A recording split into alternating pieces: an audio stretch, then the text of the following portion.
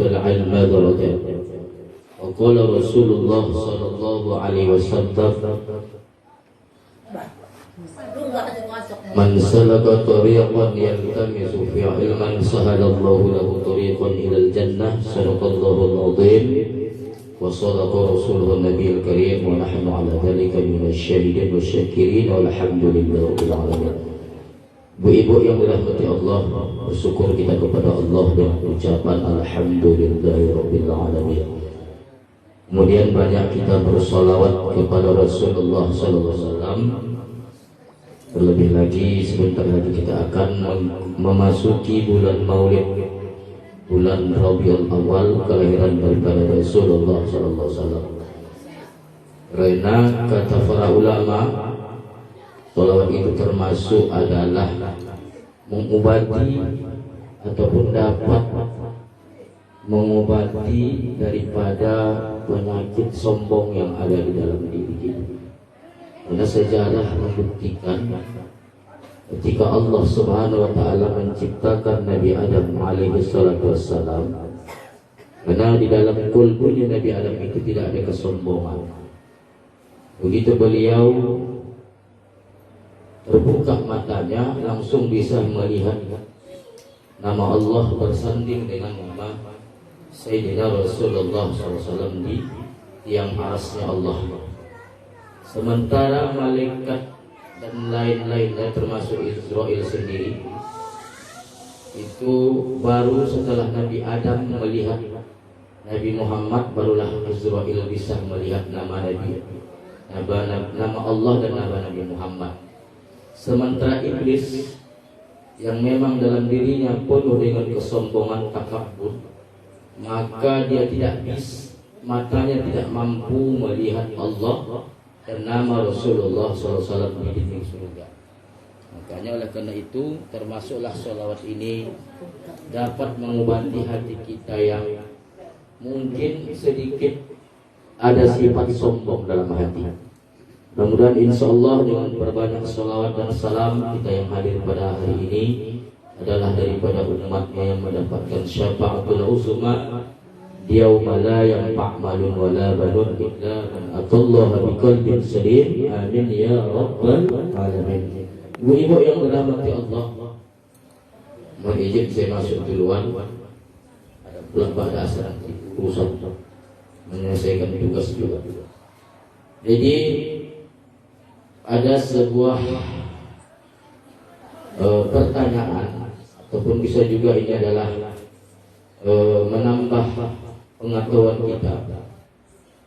Apakah amalan-amalan yang bisa kita sampaikan pahalanya untuk orang tua kita, ayah ibu kita yang sudah wafat atau meninggal dunia? Atau istilah lain, amalan apa yang kita kirimkan, atau amalan apa yang kita perbuat untuk orang tua kita yang sudah meninggal, ayah oma? Maka dalam hadis-hadis dikatakan oleh Rasulullah SAW, termasuk pendapat para ulama, yang pertama tentunya adalah berdoa untuknya, berdoa kepada bapak kita. Jadi berdoa ini bagi orang tua kita yang sudah tiada maupun orang tua kita yang masih hidup, ini termasuk amalan seorang anak kepada orang tuanya. Di dalam Al-Quran kita kenal dengan Rabbighfirli wa liwalidayya warhamhuma kama rabbayani atau rabbayani shaghira. Dilakukan boleh macam kami ada di majlis sholawat. Rabbighfirli wa liwalidayya warhamhuma kama rabbayani shaghira. Terserah ada pakai nada, yang penting amalan yang pertama untuk orang tua kita yang sudah meninggal, apatah lagi dia sedang hidup, masih hidup, adalah berdoa untuknya. Ya. Terlebih lagi ketika dia sudah tiada, boleh juga berlaku Allahumma ighfir wa liwalidayya. Kalau rame-rame sering dibacakan oleh imam ataupun kita doa berjamaah, apa namanya, Allah maghfir lana dzunubana wali walidaina warhamhum kama rabbawna shighara, boleh. Warhamhuma kama rabbayana shaghira, boleh. Lanjut sekarang wali ajdadina wali jaddatina. Jadi berdoa. Kalau mereka yang sudah tiada, ada doa kita sering sampaikan, terutama kita dengar kalau ada saudara kita meninggal, baik itu dia termasuk adalah rukun sholat berjamaah, bukan berjamaah, sholat jenazah. Kemudian juga kalau kita dengar dikubur ketika talqin, ketika tahlil, baik malam pertama, malam kedua, malam ketiga, apa dibaca oleh yang mendoakan, Allah maghfir lahu warhamhu wa'afihi wa'fu anhu. Ya Allah, ampuni dosa kedua ibu bapak, warhamhu, kasihani mereka, wa'afihi wa'fu anhu, maafkan kesalahannya. Jadi amalan yang pertama yang kita kirimkan kepada orang tua kita yang sudah tiada adalah tentunya banyak berdoa. Kata Imam Al-Ghazali dalam kitabnya Al-Ihya Ulumuddin, sebagai bakti kita seorang anak kepada ibu bapa kita, baik mereka yang masih hidup maupun sudah meninggal atau sudah wafat, adalah mendoakan mereka minimal 5 kali sehari semalam. Paham, kuncinya sholat 5 waktu. Ya. Tak akan bisa masuk doa kita kepada orang tua kita. Ibu lah, anak ibu berdoa sama ibu, tak sampai itu kalau mereka tidak sholat. Ya, karena passwordnya adalah sholat, kuncinya adalah sholat. Tak bisa berdoa saja. Maka minimal 5 kali sehari semalam. Selepas sholat subuh didoakan, Rabbighfirli wa liwalidayya warhamhuma kama rabbayani shaghira. Belum lagi anak soleh. Masuk zuhur, Rabbighfirli warhamni, Rabbighfirli wa liwalidayya warhamhuma kama rabbayani shaghira. Ba'da asar garam, doakan juga, Rabbighfirli wa liwalidayya warhamhuma kama rabbayani shaghira. Masuk maghrib begitu juga, Isya begitu juga. Maka barulah kita dikatakan oleh Al-Imam Al-Ghazali adalah waladun soleh yad'ulah.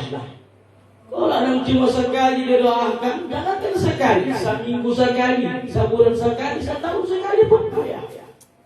Anak mengaku anak yang soleh. Kenapa?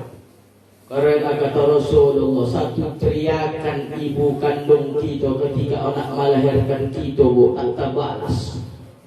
Ada seorang sahabat Nabi, saya lupa namanya. Dia menggendong ibunya dari Yaman ke Mekah sampai kakinya dikupak-kupak. Berjumpalah dengan sahabat Nabi yang pernah hidup di zaman Nabi. Apa katanya? Wahai sahabatku, engkau hidup pernah di zaman Rasul. Apakah aku ini sudah berbakti kepada orang kandungku? Belum. Bayangkan ibu, sekiranya kau pun melayang gara-gara mengangkat omak kau dari Yaman ke Makkah, melaksanakan rukun haji, belum terbalas teriakannya ketika melahirkan. Luar biasa. Satu kali teriakan, tobat macam yang payah melahirkan. Buka 1, buka 2, buka 3, ada sampai berapa kali tarikan. Kalau orang dulu, kok sekarang orang melahirkan macam buang ingus gitu. Kenapa? Cepat, sesar. Istri saya 3 kali operasi. Apa sama itu Ustaz? Ya, orang tua dulu memang normal melahirkan. Ya, kok sekarang sesar. Ada sekarang, saya bilang tadi lah, macam buang ingus. Tak ada pula sakitnya, keluar saja. Tak merasakan. Ya.